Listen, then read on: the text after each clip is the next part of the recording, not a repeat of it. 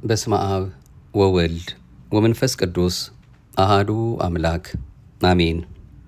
ይህ ማህደረ ተዋህዶ ነው። እንደ ኦርቶዶክሳዊት ተዋህዶ ቤተ ክርስቲያናችን እምነት ስርዓትና ትውፊት አምላካችን በፈቀደልን መልኩ እሱን እየረዳን እርሱ ከሰጠን ምንጮች እየጠቀስን የምንከታተለው መንፈሳዊ የዩቱብ አገልግሎታችን ነው። የመጽሐፍ ቅዱስ ንባብን ነው እየተከታተልን ያለነው። በተለይም አበይት ከሆኑት ነቢያት አንዱ የሆነውን የትንቢተ ኢሳይያስን ንባብ ማንበብ ጀምረናልና ትንቢተ ኢሳይያስ ከምዕራፍ 1 እስከ 22 በ3 ክፍሎች አድርሰናል። ክፍል 4ን ከምዕራፍ 23 በመነሳት ደግሞ እንዲህ እንከታተላለን። ደግነቱን አብዝቶ ለዚህ ያደረሰን የሁላችን አባት ቸሩ መድኃኔዓለም ክብር ምስጋና ይግባው። ማምላክ ወላዲተ አምላክ ልመና ጸሎቷ እንደ ዓይን ጥቅሻ ዘወትር እኛን እየደረሰ የሚከልለን ቃል ኪዳኗና የእናትነት ፍቅሯ አልተለየንምና ስሟ የከበረ የተመሰገነ ይሁንልን።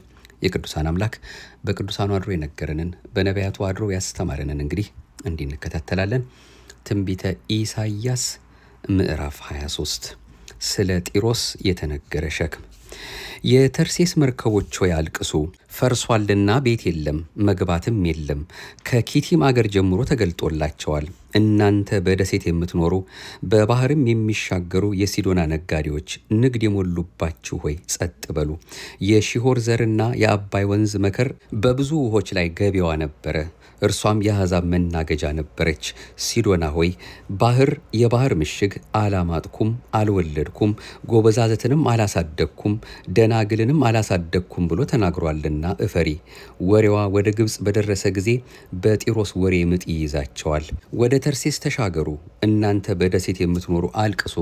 በቀድሞ ዘመን ተመስርታ የነበረችው በዚያም እንደ እንግዳ ሆና ትኖር ዘንድ እግሮቿ ወደ ሩቅ ያፈለሷት የደስታችሁ ከተማ ይህች ናትን? አክሊል ባስጫነች ከተማ በጢሮስ ላይ ይህን የወሰነ ማን ነው? ነጋዴዎቿ አለቆች ናቸው፣ በእርሷም የሚሸጡና የሚለውጡ የምድር ክቡራን ናቸው። የክብርን ሁሉ ትዕቢት ይሽር ዘንድ የምድርንም ክቡራን ሁሉ ያስንቅ ዘንድ የሰራዊት ጌታ እግዚአብሔር ወስኖታል። የተርሴስ ልጅ ሆይ የሚከለክልሽ የለምና እንደ አባይ ወንዝ በአገርሽ ላይ ጎርፈሽ ለፊ። በባህር ላይ እጁን ዘረጋ፣ መንግስታትንም አናወጠ። ምሽጎቿንም ያጠፋ ዘንድ እግዚአብሔር ስለ ከነዓን አገር አዘዘ። እርሱም አንቺ የተበደልሽ የሲዶና ድንግል ልጅ ሆይ ከእንግዲህ ወዲህ ደስ አይበልሽ፣ ተነስተሽ ወደ ኪቲም ተሻገሪ፣ በዚያም ደሞ አታርፊም አለ። እነሆ የከለዳውያን አገር ይህ ሕዝብ ሆኖ አይገኝም። አሦራውያን ለምድረ በዳ አራዊት ሰጥተውታል። ግንቦቻቸውን ሰሩ፣ አዳራሾቿንም አፈረሱ፣ ባድማም አደረጓት። እናንተ የተርሴስ መርከቦች ሆይ ምሽጋችሁ ፈርሷልና ዋይ በሉ።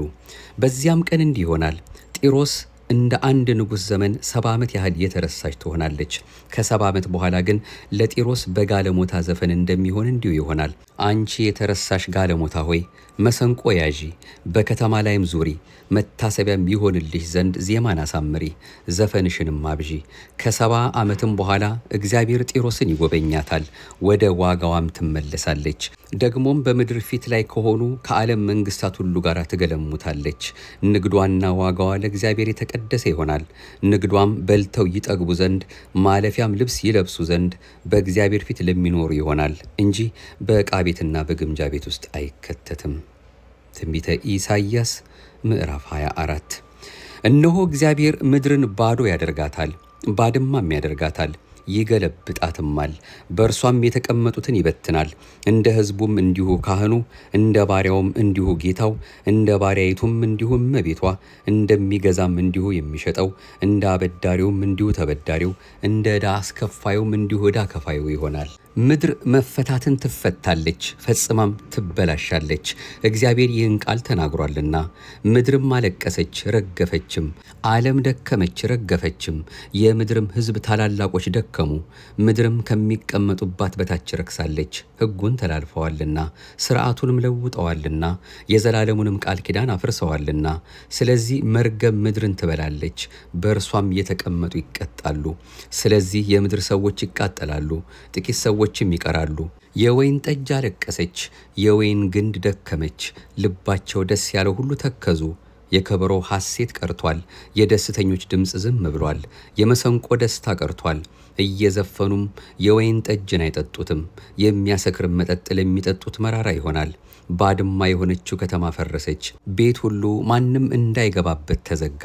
ስለ ወይኑም ጠጅ በአደባባይ ጩኸት ይሆናል። ደስታ ሁሉ ጨልሟል፣ የምድርም ሐሴት ፈልሷል። ከተማይቱም ባድማ ሆናለች፣ በሯም በጥፋት ተመቷል። የወይራን ዛፍ እንደ መምታት ከወይንም መከር በኋላ ቃርሚያውንም እንደ መልቀም እንዲሁ በምድር መካከል በአሕዛብ መካከል ይሆናል። እነዚህ ድምፃቸውን ያነሳሉ፣ እልልም ይላሉ፣ ስለ እግዚአብሔር ክብርም ከባህር ይጣራሉ። ስለዚህ እግዚአብሔርን በምስራቅ የእስራኤልንም አምላክ የእግዚአብሔርን ስም በባህር ደሴቶች አክብሩ። ለጻድቁ ክብር ይሁን የሚለውን ዝማሬ ከምድር ዳርቻ ሰምተናል። እኔ ግን ከሳው ወዮልኝ፣ ወንጀለኞች ወንጅለዋል፣ ወንጀለኞች እጅግ ወንጅለዋል አልኩ። በምድር ላይ የምትኖር ሆይ ፍርሃትና ገደል ወጥመድም ባንተ ላይ አሉ። የሰማይ መስኮቶች ተከፍተዋልና የምድርም መሠረት ተናውጣለችና። ከፍርሃት ድምፅ የሸሸ በገደል ይወድቃል፣ ከገደል የሚወጣ በወጥመዱ ይያዛል። ምድር ተሰባበረች፣ ምድር ፈጽማ ደቀቀች፣ ምድር ተነዋወጠች። ምድር እንደ ሰካር ሰው ትንገዳገዳለች፣ እንደ ዳስም ትወዛወዛለች። መተላለፏ ይከብድባታል፣ ትወድቅማለች፣ ደግማም አትነሳም። በዚያም ቀን እንደዚህ ይሆናል። እግዚአብሔር በከፍታ ያለውን ሰራዊት በከፍታ ላይ፣ በምድርም ያሉትን ነገሥታት በምድር ላይ ይቀጣቸዋል። ግዞተኞች በጉድጓድ እንደሚከማቹ በአንድነት ይከማቻሉ፣ በግዞት ቤት ውስጥም ተዘግተው ይኖራሉ። ከብዙ ቀንም በኋላ ይጎበኛሉ። የሰራዊት ጌታ እግዚአብሔርም በጽዮን ተራራና በኢየሩሳሌም ላይ ይነግሳልና፣ በሽማግሌዎቹም ፊት ክብር ይሆናልና። ጨረቃ ይታወካል፣ ፀሐይም ያፍራል። ትንቢተ ኢሳይያስ ምዕራፍ 25። አቤቱ አንተ አምላኬ ነህ፣ ድንቅን ነገር የዱሮ ምክርን በታማኝነትና በእውነት አድርገሃልና ከፍ ከፍ አድርገሃለሁ፣ ስምህንም አመሰግናለሁ። ከተማይቱን የድንጋይ ክምር የተመሸገችውን ከተማ ውድማ እንድትሆን የኃጥአንንም አዳራሽ ከተማ እንዳትሆን አድርገሃል። ከቶ አትሰራም። ስለዚህ ኃያላኑ ወገኖች ያከብረሃል። የጨካኞች አሕዛብ ከተማም ትፈራሃለች። የጨካኞችን ቁጣ እስትንፋስ ቅጥርን እንደሚመታ አውሎ ነፋስ በሆነ ጊዜ ለድሃው መጠጊያ፣ ለችግረኛው በጭንቁ ጊዜ መጠጊያ፣ ከውሽንፍር መሸሸጊያ፣ ከሙቀትም ጥላ ሆነሃል። እንደ ሙቀት በደረቅ ስፍራ የኃጥአንን ጩኸት ዝም ታሰኛለህ። ሙቀትም በደመና ጥላ እንዲበርድ እንዲሁ የጨካኞች ዝማሬ ይዋረዳል።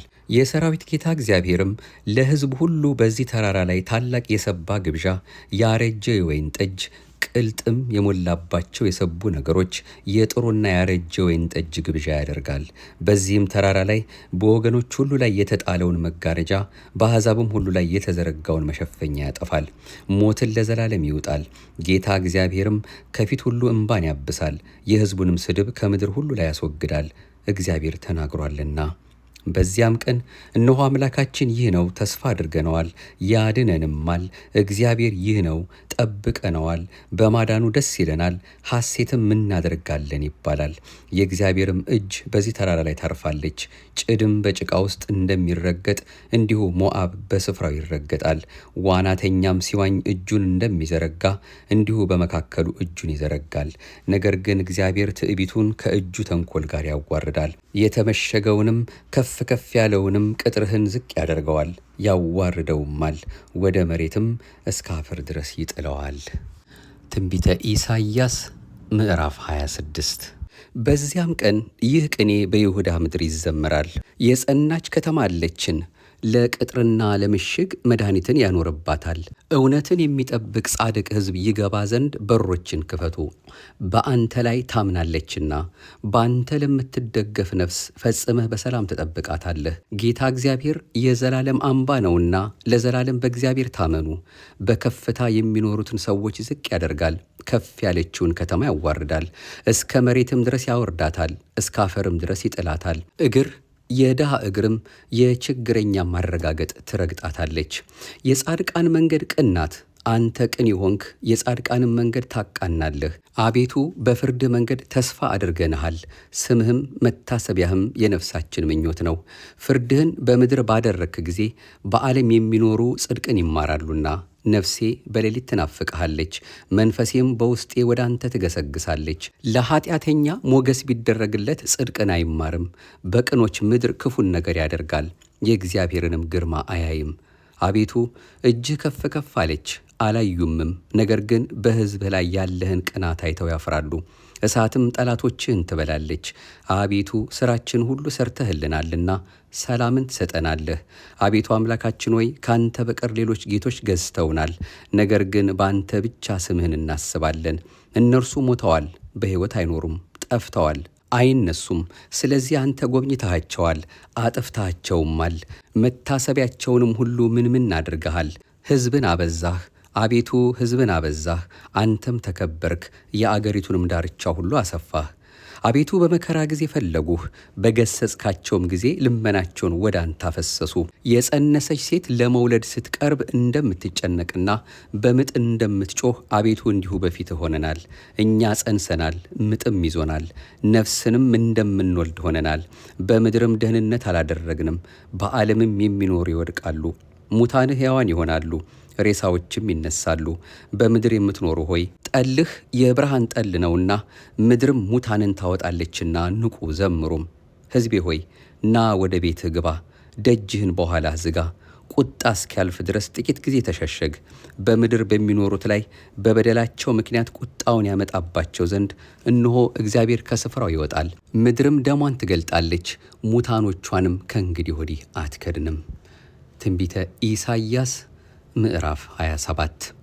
በዚያም ቀን እግዚአብሔር ፈጣኑን እባብ ሌዋታንን፣ ጠማማውንም እባብ ሌዋታንን በጠንካራ በታላቅም በብርቱም ሰይፍ ይቀጣል፣ በባሕርም ውስጥ ያለውን ዘንዶ ይገላል። በዚያም ቀን ለተወደደው የወይን ቦታ ተቀኙለት። እኔ እግዚአብሔር ጠባቂው ነኝ፣ ሁልጊዜ አጠጣዋለሁ፣ ማንም እንዳይጎዳው በሌሊትና በቀን እጠብቀዋለሁ። አልቆጣም። እሾህና ኩርንችት በእኔ ላይ ምን ነው በሰልፍ በነበሩ በእነርሱ ላይ ተራምጄ በአንድነት ባቃጠልኳቸው ነበር። ወይም ጉልበቴን የያዝ ከእኔ ጋር ሰላም ያድርግ፣ ከእኔ ጋር ሰላም ያድርግ። በሚመጣው ዘመን ያዕቆብ ስር ይሰዳል፣ እስራኤልም ያብባል ይጨበጭብማል፣ በፍሬያቸውም የዓለሙን ፍሬ ይሞላሉ። በውኑ የመቱትን እንደመታ እንዲሁ እርሱን መታውን? ወይስ እነርሱ እንደተገደሉበት መገደል እርሱ ተገድሏልን? ነዳቸው፣ ሰደዳቸው፣ ቀሰፋቸው። የምስራቅ ነፋስ እንደሚነፍስበት ቀን በጠንካራ አውሎ አስወገዳቸው። ስለዚህም የማምለኪያ አጸዶችና የፀሐይ ምስሎች ዳግመኛ እንዳይነሱ የመሠዊያውን ድንጋይ ሁሉ እንደደቀቀ እንደ ኖራ ድንጋይ ባደረገ ጊዜ እንዲሁ የያዕቆብ በደል ይሰረያል። ይህም ኃጢአትን የማስወገድ ፍሬ ሁሉ ነው። የተመሸገችው ከተማ ብቻዋን ሆነች፣ እንደ ምድረ በዳ ሆና የተፈታችና የተተወች መኖሪያ ናት። በዚያም ጥጃ ይሰማራል፣ በዚያም ይተኛል፣ ቅርንጫፏንም ይበላል። ጫፎቿ በደረቁ ጊዜ ይሰበራሉ፣ ሴቶችም መጥተው ያቃጥሏቸዋል። የማያስተውል ሕዝብ ነውና፣ ስለዚህ ፈጣሪው አይራራለትም፣ ሰሪውም ምሕረት አያደርግለትም። በዚያም ቀን እንዲህ ይሆናል፣ እግዚአብሔር ከወንዝ ፈሳሽ ጀምሮ እስከ ግብፅ ወንዝ ድረስ እህሉን ይወቃል። እናንተም የእስራኤል ልጆች ሆይ አንድ ባንድ ትሰበሰባላችሁ። በዚያም ቀን እንዲህ ይሆናል፣ ታላቅ መለከት ይነፋል። በአሦርም የጠፉ በግብፅ ምድርም የተሳደዱ ይመጣሉ። በተቀደሰውም ተራራ በኢየሩሳሌም ለእግዚአብሔር ይሰግዳሉ። ትንቢተ ኢሳይያስ ምዕራፍ 28።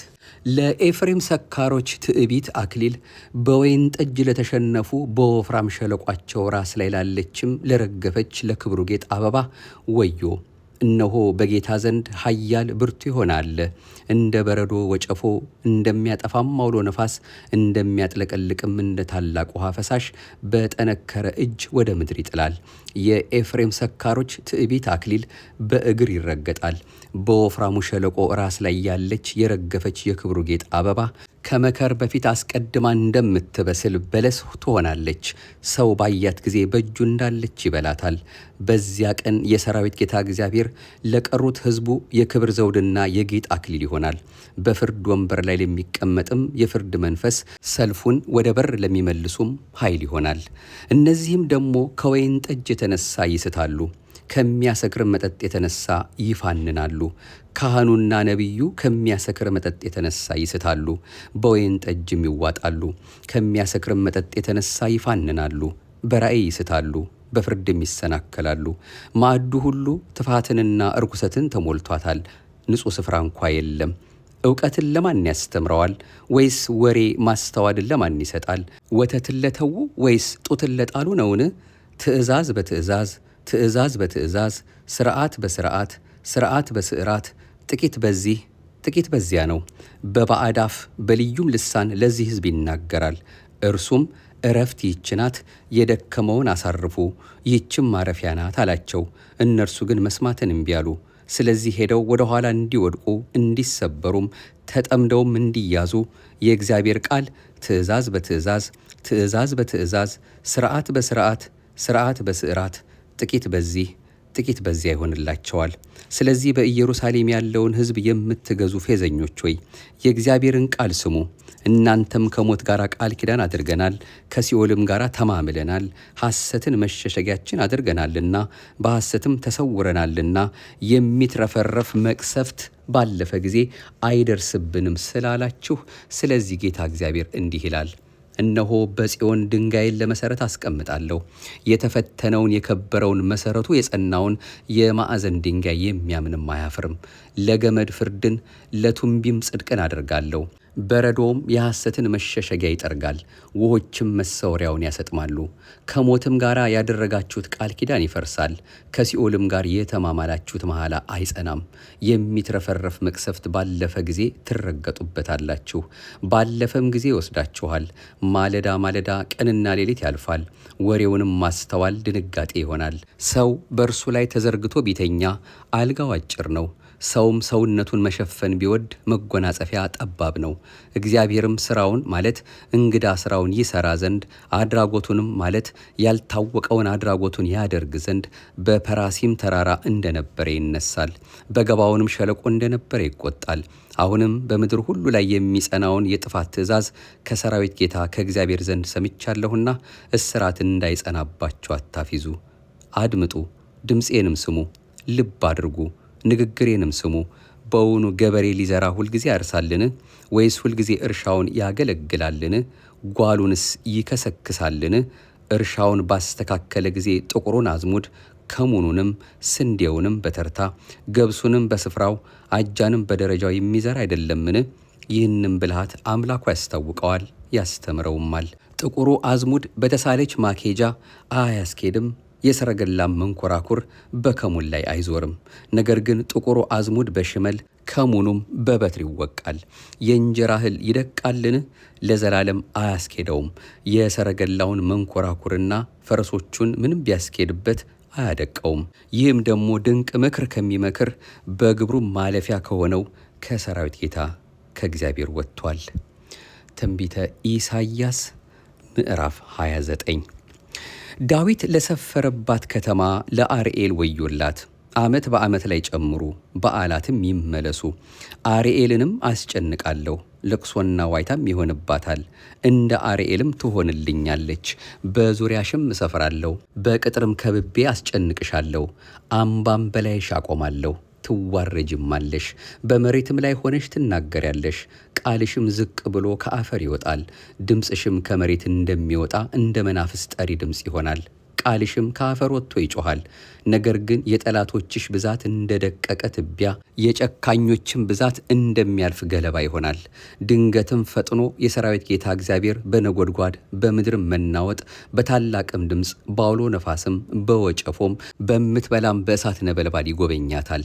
በአርኤልም ላይ የሚዋጉ እርሷንና ምሽጓንም የሚወጉ የሚያስጨንቋትም የአሕዛብ ሁሉ ብዛት እንደ ሕልምና እንደ ሌሊት ራእይ ይሆናል። ተርቦም እንደሚያልም ሰው ይሆናል። በሕልሙም እነሆ ይበላል፣ ነገር ግን ይነቃል፣ ሰውነቱም ባዶ ነው። ተጠምቶም እንደሚያልም ሰው ይሆናል። በሕልሙም እነሆ ይጠጣል፣ ነገር ግን ይነቃል። እነሆም ይዝላል፣ ሰውነቱም አምሮት አለው። እንዲሁ የጽዮንን ተራራ የሚወጉ የአሕዛብ ሁሉ ብዛት ይሆናል። ተደነቁ፣ ደንግጡም፣ ተጨፈኑም፣ እውሮችም ሁኑ። በወይን ጠጅ አይሁን እንጂ ሰከሩ፣ በሚያሰክር መጠጥ አይሁን እንጂ ተንገደገዱ። እግዚአብሔር የእንቅልፍ መንፈስ አፍሶባችኋል፣ ዓይኖቻችሁን ነቢያትንም ጨፍኖባችኋል፣ ራሶቻችሁን ባለ ራእዮችን ሸፍኖባችኋል። ራእዩም ሁሉ እንደታተመ መጽሐፍ ቃል ሆኖባችኋል። ማንበብንም ለሚያውቅ ይህን አንብብ ብለው በሰጡት ጊዜ እርሱ ታትሟልና አልችልም ይላቸዋል። ደግሞም መጽሐፉን ማንበብ ለማያውቅ ይህን አንብብ ብለው በሰጡት ጊዜ እርሱ ማንበብ አላውቅም ይላቸዋል። ጌታም ይህ ሕዝብ በአፉ ወደ እኔ ይቀርባልና በከንፈሮቹም ያከብረኛልና ልቡ ግን ከእኔ የራቀ ነውና በሰዎች ሥርዓትና ትምህርት ብቻ ይፈራኛልና ስለዚህ እነሆ ድንቅ ነገርን በዚህ ሕዝብ መካከል ድንቅ ነገርን ተአምራትንም እንደገና አደርጋለሁ። የጥበበኞችም ጥበብ ትጠፋለች፣ የአስተዋዮቹም ማስተዋል ትሰወራለች። ምክራቸውን ጥልቅ አድርገው ከእግዚአብሔር ለሚሰውሩ ሥራቸውንም በጨለማ ውስጥ አድርገው ማን ያየናል ወይስ ማን ያውቀናል ለሚሉ ወዮላቸው። ይህ የእናንተ ጠማማነት ነው። እንደ ሸክላ ሰሪ ጭቃ የምትቆጠሩ አይደላችሁምን?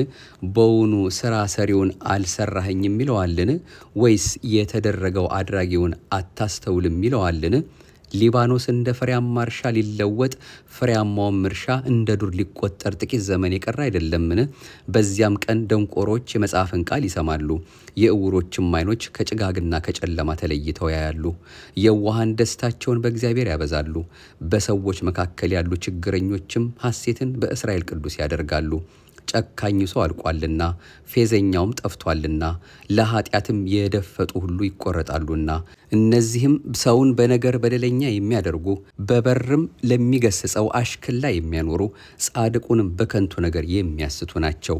ስለዚህ አብርሃምን የተቤዠ እግዚአብሔር ስለ ያዕቆብ ቤት እንዲህ ይላል፣ ያዕቆብ አሁን አያፍርም፣ ፊቱም አሁን አይለወጥም። ነገር ግን የእጄን ሥራ ልጆቹን በመካከሉ ባያቸው ጊዜ ስሜን ይቀድሳሉ፣ የያዕቆብንም ቅዱስ ይቀድሳሉ፣ የእስራኤልንም አምላክ ይፈራሉ። በመንፈስም የሳቱ ማስተዋልን ያውቃሉ፣ የሚያጉረመርሙም ትምህርትን ይቀበላሉ። ትንቢተ ኢሳይያስ ምዕራፍ 30 ለአመፀኞች ልጆች ወዮላቸው ይላል እግዚአብሔር። ከኔ ዘንድ ያልሆነን ምክር ይመክራሉ፣ ኃጢአትንም በኃጢአት ላይ ይጨምሩ ዘንድ ከመንፈሴ ዘንድ ያልሆነውን ቃል ኪዳን ያደርጋሉ። ከአፌም ነገርን ሳይጠይቁ በፈርዖን ኃይል ይጸኑ ዘንድ በግብፅም ጥላ ይታመኑ ዘንድ ወደ ግብፅ እንዲወርዱ ይሄዳሉ። ስለዚህ የፈርዖን ኃይል እፍረት፣ በግብፅም ጥላ መታመን ስድብ ይሆንባችኋል። አለቆች ምንም በጣኔዎስ ቢሆኑ፣ መልእክተኞችም ምንም ወደ ሃኔስ ቢደርሱ ሁላቸው ይጠቅሟቸው ዘንድ ስለማይችሉ እፍረትና ስድብ እንጂ ረዴትና ረብ ስለማይሆኑ ሕዝብ ያፍራሉ። በደቡብ ስላሉ እንስሶች የተነገረ ሸክም ተባትና እንስት አንበሳ እፉኝትም ነዘር እባብም በሚወጡባት በመከራና በጭንቀት ምድር በኩል ብልጥግናቸውን በአህዮች ጫንቃ ላይ መዛግብቶቻቸውንም በግመሎች ሻኛ ላይ እየጫኑ ወደማይጠቅሟቸው ሕዝብ ይሄዳሉ። የግብፅ እርዳታ ከንቱና ምናምን ነው። ስለዚህ ስሙን በቤት የሚቀመጥ ረዓብ ብዬ ጠርቼዋለሁ። አሁንም ሂድ፣ ለሚመጣውም ዘመን ለዘላለም እንዲሆን በሰሌዳ ላይ በመጽሐፍም ውስጥ ጻፍላቸው። አመፀኛ ወገንና የእግዚአብሔርን ሕግ ለመስማት የማይወዱ የሐሰት ልጆች ናቸውና ባለ ራእዮችን አትመልከቱ ይላሉ። ነቢያትንም ጣፋጩንና አታላዩን ነገር እንጂ ቅኑን ነገር አትንገሩን። ከመንገድ ፈቀቅ በሉ፣ ከጎዳናውም ዘወር በሉ፣ የእስራኤልንም ቅዱስ ከእኛ ዘንድ አስወግዱ ይሏቸዋል። ስለዚህ የእስራኤል ቅዱስ እንዲህ ይላል፣ ይህችን ቃል አቃላችኋልና በግፍና በጠማምነት ታምናችኋልና በእርሱም ተደግፋችኋልና። ስለዚህ ይህ በደል አዘብዝቦ ለመፍረስ እንደቀረበ አፈራረሱን ፈጥኖ ድንገት እንደሚመጣ እንደ ረጅም ቅጥር ይሆንባችኋል። የሸክለኛ ማድጋ እንደሚሰበር ይሰብረዋል፣ ሳይራራም ያደቀዋል።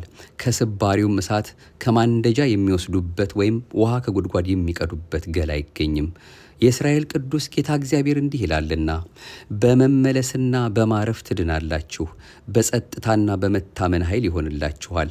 እናንተም እምቢ አላችሁ፣ ነገር ግን በፈረስ ላይ ተቀምጠን እንሸሻለን እንጂ እንዲህ አይሆንም አላችሁ። ስለዚህ ትሸሻላችሁ። ደግሞም በፈጣን ፈረስ ላይ እንቀመጣለን አላችሁ። ስለዚህም የሚያሳድዷችሁ ፈጣኖች ይሆናሉ። ከአንድ ሰው ዛቻ የተነሳ 1000 ሰዎች ይሸሻሉ። እናንተም በተራራ ራስ ላይ እንዳለ ምሰሶ በኮረብታም ላይ እንዳለ ምልክት ሆናችሁ እስክትቀሩ ድረስ ከ5 ሰዎች ዛቻ የተነሳ ትሸሻላችሁ። እግዚአብሔርም የፍርድ አምላክ ነውና፣ ስለዚህ እግዚአብሔር ይራራላችሁ ዘንድ ይታገሳል፣ ይምራችሁም ዘንድ ከፍ ከፍ ይላል። እርሱን በመተማመን የሚጠባበቁ ሁሉ ብፁዓን ናቸው። በኢየሩሳሌም ውስጥ በጽዮን የምትኖሩ ሕዝብ ሆይ ከእንግዲህ ወዲህ አታለቅስም፣ በጩኸትም ድምፅ ይራራልሃል፣ በሰማህም ጊዜ ይመልስልሃል። ጌታም የጭንቀትን እንጀራና የመከራን ውሃ ቢሰጥህም አስተማሪህ እንግዲህ ካንተ አይሰወርም። ዓይኖችህ ግን አስተማሪህን ያያሉ። ወደ ቀኝም ወደ ግራም ፈቀቅ ብትል ጆሮችህ በኋላህ መንገዱ ይህች ናት፣ በእርሷም ሂድ የሚለውን ቃል ይሰማሉ። በብርም የተለበጡትን የተቀረጹትን ምስሎችህን በወርቅም የተለበጡትን ቀልጠው የተሰሩትን ምስሎችህን ታረክሳለህ፣ እንደ ርኩስም ነገር ትጥላቸዋለህ። ወግዱ ትላቸውም አለህ። በምድርም ለተዘራው ዘርህ ዝናብ ይሰጣል፣ ከምድርም ፍሬ የሚወጣ እንጀራ ወፍራምና ብዙ ይሆናል። በዚያም ቀን ከብቶችህ በሰፊ መስክ ይሰማራሉ። መሬትንም የሚያርሱ በሬዎችና አህዮች በመንሽና በወንፊት የነጻውን ጨው የሚለውን ገፈራ ይበላሉ። በታላቅም እልቂት ቀን ግንቦች በወደቁ ጊዜ በረጅሙ ተራራ ሁሉ ከፍ ባለውም ኮረብታ ሁሉ ላይ ወንዞችና የውሃ ፈሳሾች ይሆናሉ። እግዚአብሔርም የሕዝቡን ስብራት በጠገነ ዕለት፣ መቅሰፍቱ የቆሰለውንም በፈወሰ ዕለት የጨረቃ ብርሃን እንደ ፀሐይ ብርሃን፣ የፀሐይም ብርሃን እንደ 7 ቀን ብርሃን 7 እጥፍ ይሆናል። እነሆ የእግዚአብሔር ስም ከሚነድ ቁጣ ከሚትጎለጎልም ጢስ ጋር ከሩቅ ይመጣል። ከንፈሮቹም ቁጣን የሞሉ ናቸው። ምላሱም እንደምትበላ እሳት ናት። እስትንፋሱም አሕዛብን በአጥፊ ወንፊት ሊነፋቸው እንደሚያጥለቀልቅ እስከ አንገትም እንደሚደርስ ወንዝ ነው። በሕዝብም መንጋጋ የሚያስት ልጓም ይሆናል። ዝማሬ በተቀደሰች የአውደ ዓመት ሌሊት እንደሚሆን ዝማሬ ይሆንላችኋል። ወደ እግዚአብሔርም ተራራ ወደ እስራኤል አምባ ይመጣ ዘንድ እምቢልታ ይዞ እንደሚሄድ ሰው የልብ ደስታ ይሆንላችኋል። እግዚአብሔርም ክቡር ድምፁን ያሰማል። የክንዱንም መውረድ በሚነድ ቁጣውና በምትበላ እሳት ነበልባል፣ በአውሎ ነፋስም፣ በወጨፎም፣ በበረዶ ጠጠርም ይገልጣል። አሦርም በበትር ከመታው ከእግዚአብሔር ድምፅ የተነሳ ይደነግጣል። እግዚአብሔር በላዩ የሚያወርድበት የታዘዘበቱ የበትር ድብደባ ሁሉ በከበሮና በመሰንቆ ይሆናል። በጦርነትም ክንዱን አንስቶ ይዋጋቸዋል። ከቀድሞም ጀምሮ የማቃጠያ ስፍራ ተዘጋጅታለች፣ ለንጉሥም ተበጅታለች። ጥልቅና ሰፊም አድርጓታል። እሳትና ብዙ ማገዶ ተከምሯል። የእግዚአብሔርም እስትንፋስ እንደ ዲን ፈሳሽ ያቃጥለዋል። ክብር ምስጋና ይሁን ለአብ፣ ክብር ምስጋና ይሁን ለወልድ፣ ክብር ምስጋና ይሁን ለመንፈስ ቅዱስ ዛሬም ዘወትርም ለዘላለሙ አሜን። ነቢይን በነቢይ ስም የሚቀበል የነቢዩን ዋጋ ይወስዳል። ይህ ማህደረ ተዋህዶ ነው። እንደ ኦርቶዶክሳዊት ተዋህዶ ቤተ ክርስቲያናችን እምነት ስርዓትና ትውፊት አምላካችን እንደረዳን መጠን ወደ እያንዳንዳችን ልቦና ያደርስልን ዘንድ የምንከታተለው በነጻች በጎላች በተረዳች በአንዲቷ ኦርቶዶክሳዊት ተዋህዶ ቤተክርስቲያናችን እምነት ስርዓትና ትውፊት የተዘጋጀ የሚቀርብልን መንፈሳዊ አገልግሎትን ነበረ ስንከታተል የቆየ ነው። እግዚአብሔር አምላካችን የሰማነው በልባችን ያሳድር። በቀጣዩ በክፍል 5 ደግሞ ካቆምንበት እንደዚሁ ከምዕራፍ 31 እንቀጥላለን። አሁንም አምላካችን ሁላችንም በሃይማኖት አጽንቶ በመግባር አቅንቶ ፍቅሩን እያሰብን በቃሉ በትእዛዙ እየተመራን መንግስቱን ለመውረስ እንዲያበቃን የቸርነቱ ስራ እንዲሰራልን መጨረሻችን እንዲያሳምርልን የነቢያቱ ጸሎት እግዚአብሔር አምላካችን የወደዳቸው የቅዱሳኑ ሁሉ ቃል ኪዳን የእናታችን የመብርሃን የአዛኝቱ የንጽሕተ ንጹሐን የቅድስተ ቅዱሳን የማያሳፍረው ጸሎቷ ሀገራችን ሕዝባችንን ከጥፋት ይሰውርልን። የምንሰማውን ክፉን አርቆ ደጉን አምላካችን በቸርነቱ እንዲያቀርብልን ይቅር እንዲለን ፈቃዱ ከሁላችን ጋር ይሁንልን። አሜን። ይቆየን። በቀጣዩ እንመለሳለን። ይህን መርሃ ግብር የምታደምጡ እንግዲህ ሰብስክራይብ በማድረግ ለሌላው በማካፈል ትብብራችሁ እንዳይለየን ከወዲሁ ለመጠቆም እንወዳለን። ከአንድ ሁለት መርሃ ግብሮች ቆይታ በኋላ ካቆምንበት እንቀጥላለን። ሌሎች በመሀል የምናደርሳችሁ መልእክት ስላለ ነው። እስከዚያው ሰላም እግዚአብሔር ከሁላችን ጋር ይሁንልን። አቤቱ አንተን መፍራትን በልቦናችን በጎ አምልኮትንም በህሊናችን ጨምር። ይቆየን።